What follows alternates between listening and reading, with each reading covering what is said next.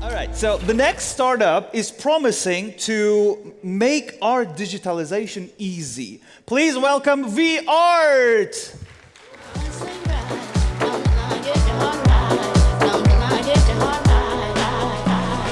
Good luck.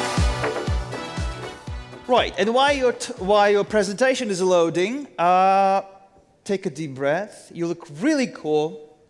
And the support could be much better. I'll be complaining all day, you know. I have all the time to complain about lack of support. So the timer is up. Here we go. Good evening, everyone. I'm Anastasia Glebova, CEO and co-founder of VArt, platform to exhibit, sell, and collect digital art. And we truly make art digitalization easy. This March, the whole world wake up to a new revolution on the digital art market. On March this year, these 5,000 art pieces were sold for a total of $69 million. But this is just one side of a rapidly growing digital art market, which many of you maybe have heard about it. But the other side are copyright infringements, cases of fraud, and cases of other important legal aspects and the liquidity. And this is how a $2.7 billion market became a $2.7 billion problem, because of no solutions to manage the digital artworks and the rights to them. But at the same time, it created a new niche when the physical art market professionals, such as galleries, museums, and artists, are left outside of this market because the entrance to it is complicated and costly. So our strategy lies in bridging the digital and the physical art markets, and therefore helping a $50 billion art industry, just the last year, to access this digital revolution and reach out to the digital asset industry. So what do we offer? We help people to exhibit, sell, and collect digital art in the ecosystem of immersive digital spaces. And while our main bonus here is that we work with both digital and digitized art, we also create the virtual exhibition spaces. And our business model is combining B2B and B2C solutions. While marketplace commissions as a main revenue stream, we also offer the subscription model to the virtual spaces and, of course, to the augmented reality. Our virtual exhibition technology is already implemented into our application and web platform. And 32 amazing virtual shows were already held on the platform. As another bonus, we have a whole ecosystem where you can not only enjoy the art you have, but also deploy it and monetize it in 11 new ways. Starting in March 2020, we have done pretty all. A year ago, we have heard that the market will maybe come 5 years, 10 years, but look where we are now. We have active app users from 63 countries with average use of more than 80 minutes. At the same time, we have a big base of artists and collectors, a very active web platform, and we have raised investments and were recognized as the best creative business investor pitching company this year by Creative Business Cup. So what are the next steps for us? We plan to enhance the marketplace, which was launched as a beta version just 2 weeks ago, go to the Web Summit, raise a pre-seed round, as well as to enter the metaverse with our strategic partner, DSL Collection, the biggest Chinese art contemporary collection and also the most digitized collection in the world. So our team has it all. We combine expertise in the intellectual property law sphere, as well as IT, art tech, and of course, art and finance. And we are all serial entrepreneurs. And while here you can see 5 people, there are 19 more wonderful team members who work with us.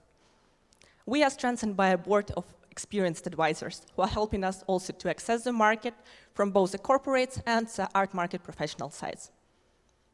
So how will AT Arena boost us? It will help us to reach our long-term goal, to conduct the first international digital art fair with a focus on European art here in Ukraine. That's how we will bring here over 50 galleries and museums to exhibit and also attract over 10,000 people to both online and offline.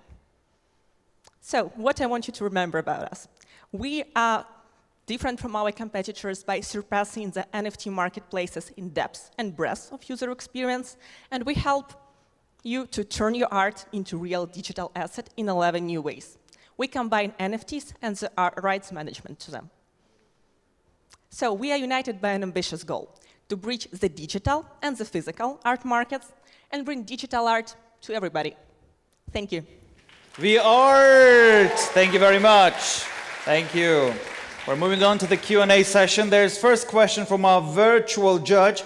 Warren is asking, given the resource of global hackers, how does your digital provenance solution prevent that? In that case of the Global Art Museum I was talking about, it was exactly the moment when museums were not paying attention to the market. Because first come, first served, if you do not get digitalized, somebody will do it for you. And another case which happened to the Basquiat's artwork was the same. The owner of the physical artwork had no rights to digitize it and to post it as NFT. Our provenance solutions in form of the digital certification is renewable. So it means that with every, let's say, event which happens to the artwork, it gets recorded and is also secured by a blockchain storage, which means that anytime you have any type of infringement, you can easily go to court and have a proof with a timestamp. Thank you. Mikhailo, sir. Thank you for the presentation. Can you elaborate a little bit on the legal side of your business? What jurisdiction are you operating in? What legislation do you use, and so on?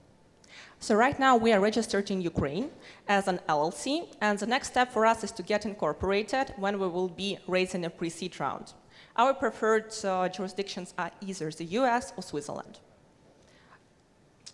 So it wasn't clear to me what exactly your product and how does it compare to competition, because obviously it's possible to mint an NFT using a lot of different tools online. Can you clarify why would artists come to you as opposed to them? In that case, artists are not our only audience. We are mostly focused now, and it was kind of developing organically, on museums and galleries, as well as big private and public collections, because they have an art which they can install in the virtual spaces. A year ago, I have personally conducted over 220 deep interviews with collectors, museums, galleries, and artists. And the main question which was raised is how to deploy digital art.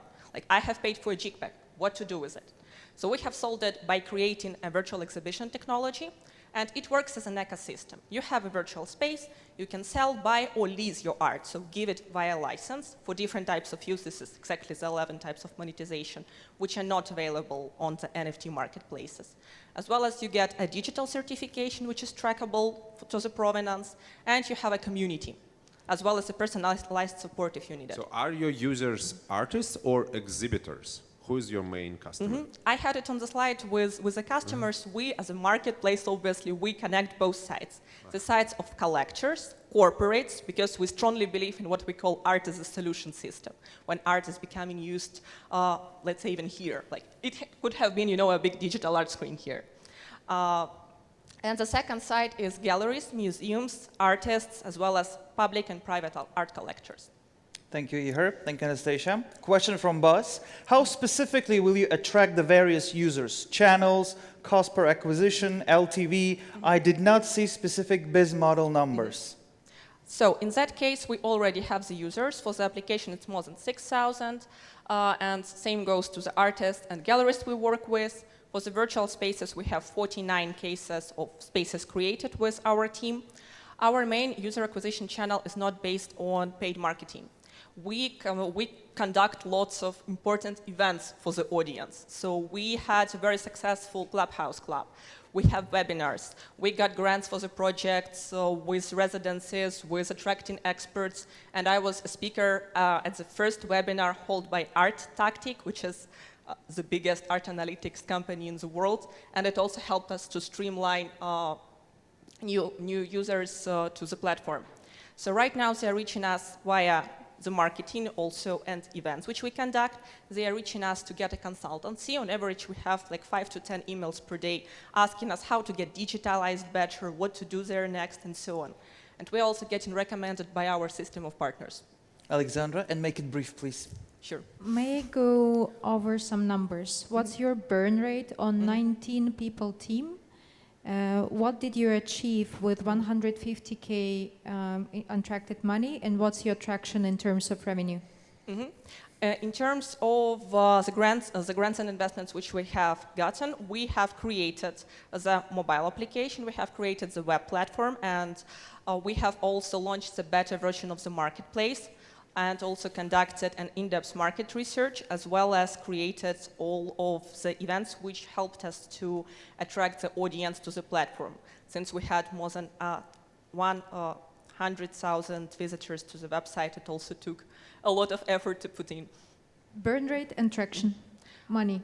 With attraction, right now we have an MRR of 17,000 in the last 2 months, and that's where we started to be more profitable. By June, we were kind of only covering the expenses of creation.